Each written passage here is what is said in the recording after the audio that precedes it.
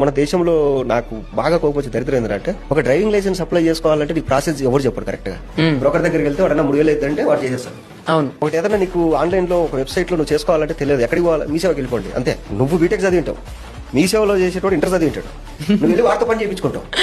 తెలియదు నీకు. మన గవర్నమెంట్ ఏం చేసిందంటే జనాలు ఎడ్యుకేట్ అయితే ఫ్యూచర్ లో రాజకీయాలు దెబ్బతింటాయి కాబట్టి ఈ నా కొడుకులు రాజ్యాంగం అంటే ఎందుకు తెలియకూడదు, ఒక గవర్నమెంట్ ప్రాసెస్ ఏంటో తెలియకూడదు, ఇది తయారు చేసి పడేసి. ఇప్పుడు చిన్నపిల్లలు ఉన్నారు, మీరు చెప్పినట్టు రేపు అటెంప్ట్లు అవి ఇవి జరుగుతున్నాయి, వాడికి 7th క్లాస్ నుంచి సిలబస్ పెట్టండి పోక్సో యాక్ట్ కింద, వాడికి తుచ్చు పడుతుంది.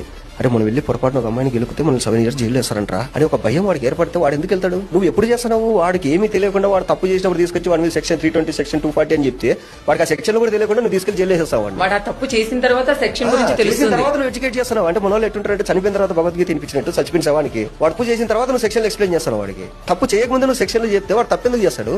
ఎడ్యుకేషన్ సిస్టమ్ లో ఫిజిక్స్ లో అలా అయింది ఇలా అయింది, సైన్స్ లో దీని షేప్ ఎలా ఉంటుంది దాని అవి కాదు నాకు తెలియాల్సింది.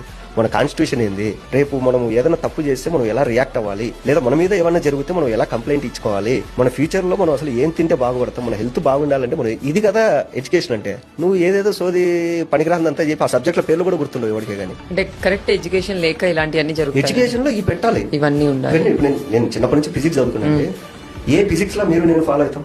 అమీబా షేప్ ఇలా ఉంటది, ఏం చేసుకుంటారు మీరు అమీబా షేప్ తెలుసుకొని? ఎందుకు ఎన్ని దానివల్ల ఏం దమ్ముడి ఉపయోగం ఉందా మనకి ఏమన్నా? నువ్వు చిన్నప్పటి నుంచి ఈ సబ్జెక్టులు పెట్టి ఉద్యోగాలు కనీసం పనికొచ్చేది చెప్పాలి కదా. అట్లా నాకు మొన్న ఆర్సీ అప్లై చేస్తే సేమ్ ఇంతే, మీరు ఈ పంపించేసేయండి బ్రోకర్ అప్లై చేస్తాడు అది ఇది అని చెప్పి వాడు ఒక అడ్రస్ పెట్టాల్సింది ఇంకొక అడ్రస్ పెట్టి ఇదంతా ఎప్పుడు అనిపించింది కూడా అమ్మ కనీసం ఇంత చదువుకున్నా నేను ఆర్సీ ఆన్లైన్ లో అప్లై చేసుకోలేనా?